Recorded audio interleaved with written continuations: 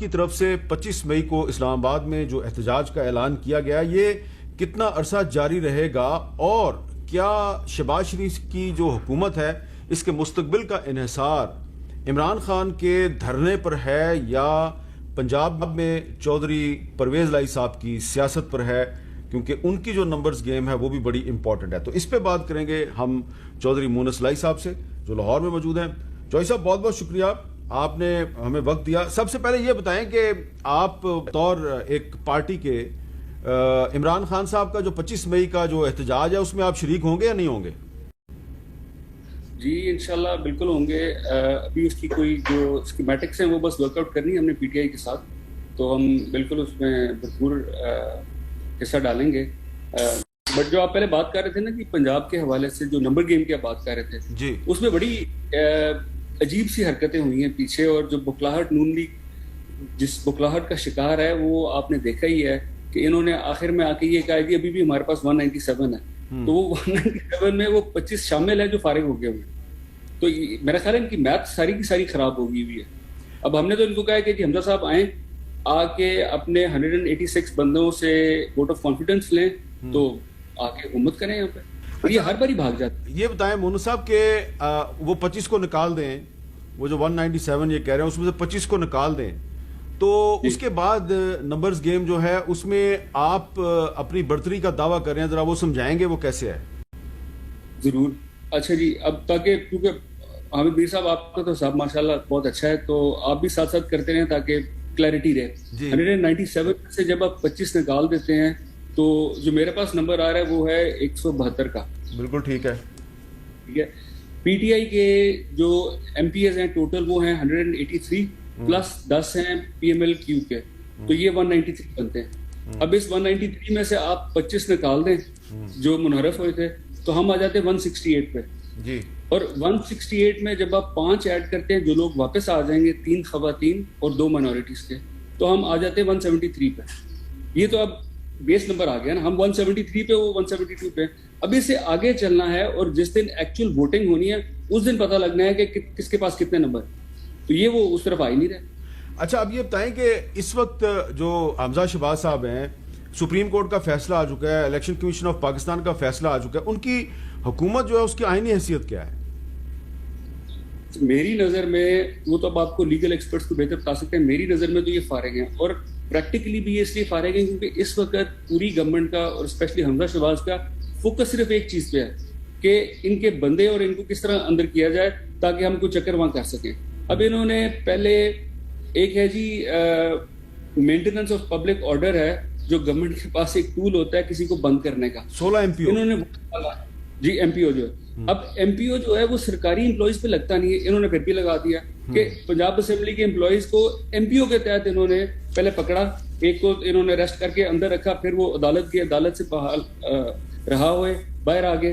अब इन्होंने किया ये है कि इन्होंने देखा ये एमपीओ वाली कहानी तो चल नहीं रही, तो इन्होंने एक अपना एमपीए तैयार किया है, पीर अशरफ रसूल शाह, और उसने एक पर्चा जाके कराया है शादरे में कि जी पंजाब असेंबली के एम्प्लॉइज आए, उन्होंने पिस्तौलें निकाली, उन्होंने धमकाया, उन्होंने ये पता नहीं किस जमाने में बैठे हुए। अभी तक वो पुरानी अपनी सियासत जो है ना वही रिपीट पे चल रहा है। मुझे लगता है मियां साहबान ने हमजा साहब की कोई ट्रेनिंग नहीं प्रॉपर की कि यार जमाना चेंज हो गया, कम से कम कोई नए पर्चे, जेन्युइन किस्म के पर्चे कर लो।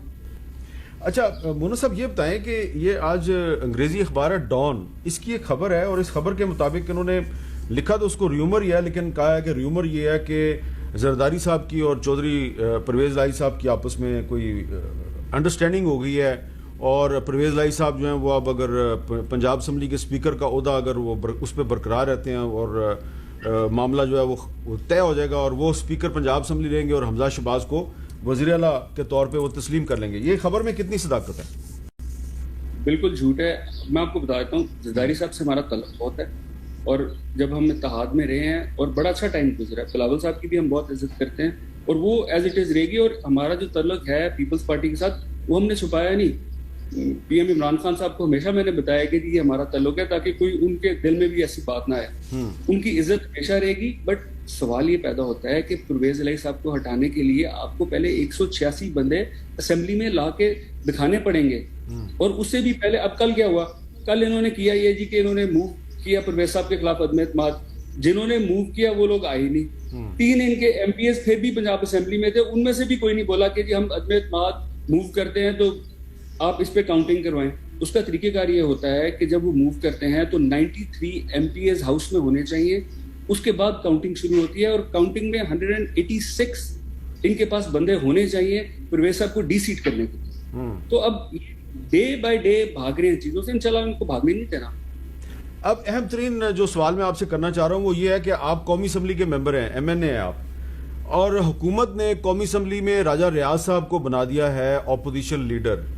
तो ये जो अब कौमी असम्बली में अपोजिशन लीडर राजा रियाज साहब बन गया, उनका ताल्लुक पीटीआई से है, तो आप और आपके जो बाकी साथी हैं, जीडीए वाले हैं, डॉक्टर फहमीदा मिर्जा साहब हैं, जमात इस्लामी वाले हैं, चित्राली साहब, तो आप लोग जो हैं वो आप अपने आप को अपोजिशन कहेंगे या वो अपोजिशन है जो है उसको मान लेंगे आप? फिर इसमें पहले हुआ ये था कि हमने फैसला किया था हुसैन अली साहब के लिए जी। तो हुसैन अली साहब की हमने मूव की थी अपोजिशन लीडर के लिए। फिर गौस बख्श मेहर साहब से हमारे पुराने फैमिली के टर्म्स हैं, वो उन्होंने आके अप्रोच किया कि जी मैं आना चाहता हूँ, तो फिर हुसैन साहब उस काइंड इनफ उन्होंने विड्रॉ कर लिया गौस बख्श मेहर साहब के फेवर में। अब पीटीआई की किसी बंदे का कोई जवाब बनता है अपोजिशन लीडर बनने का? मुझे तो समझ नहीं आई। इनको चाहिए राजा रियाज साहब को कि बिल्कुल अपोजिशन लीडर बने, इस्तीफा दें, जाके नून लीग या पीपल्स पार्टी के पीडीएम के कैंडिडेट बन जाएं, बेशक मौलाना फजल रहमान साहब के टिकट से लड़ लें, तो आके जीत के बैठे वहां पे और फिर अपना करें जो उन्होंने करना। जब उनकी अपोजिशन की बारी आएगी फिर अपोजिशन लीडर बन जाए। मैं तो कहता हूँ कि अगर राजा रियाज साहब, मैं एक और चीज आपको कहता हूँ, राजा रियाज साहब इस्तीफा दें, इलेक्शन लड़े, जिस मर्जी जमात से लड़के देख लें, ये जीत जाए, मैं खुद इमरान खान साहब के पास जाके तरला करूंगा कि जी हम सारों को राजा रियाज को अपोजिशन लीडर बना देना चाहिए। अच्छा, लेकिन आपको ये नहीं लग रहा कि ये राजा रियाज साहब को इसलिए बना रहे हैं अपोजिशन लीडर के इन्होंने अब असम्बली में वगैरह तोड़ने का फैसला जो है उसको आगे डाल दिया है और ये कुछ अहम अपॉइंटमेंट्स करना चाह रहे हैं, तो उसके लिए अपनी मर्जी का अपोजिशन लीडर ले आए हैं? इसमें तो कोई डाउट ही नहीं है, चेयरमैन नायब है, आपकी इलेक्शन कमीशन है, लेकिन अब मसला ये है कि ये इस वक्त जो पाकिस्तान में माहौल है, ये जो मर्जी कर रहा है, ये जोन सी मर्जी पोस्ट पे जिस मर्जी बंदे को बैठा दे, जाना तो अवाम के पास ही है, वहां इनको पता लग जाएगा। इसीलिए तो मैंने ये चैलेंज दिया राजा साहब को कि राजा साहब जाके इलेक्शन लड़ लें, जिस मर्जी जमात से लड़ लें, इनको अपने हल्के में नहीं लोगों ने घुसने देना, कि पता नहीं किस दुनिया में बैठे हुए। तो ये आप बार बार कह रहे हैं कि लोगों ने इनको इनके हल्के में नहीं घुसने देना, तो अभी पिछले दिनों इन्होंने फैसलाबाद में अपने बेटे की शादी किया है, वलीमा किया है, और वो वलीमा भी एक ऐसे शादीगर में हुआ है जो which is owned by a PTI MNA, तो जा तो रहे हैं ये लोगों में। सर वो वहां पे जो माहौल था उधर आप चेक कराएं, वहाँ किन किन लोगों को उन्होंने बुलाया हुआ था, क्या सिक्योरिटी के मामला थे, अब छोड़े, अब उनका पर्सनल मामला है, मैं उसमें क्या बात करूं। इनको कैसा कराया अपने हल्के में, और उससे भी बेहतर हाल है, अवाम के पास बेस्ट तरीका होता है, अगर अवाम को आपने टेस्ट करना है ना, आप इलेक्शन लड़ो।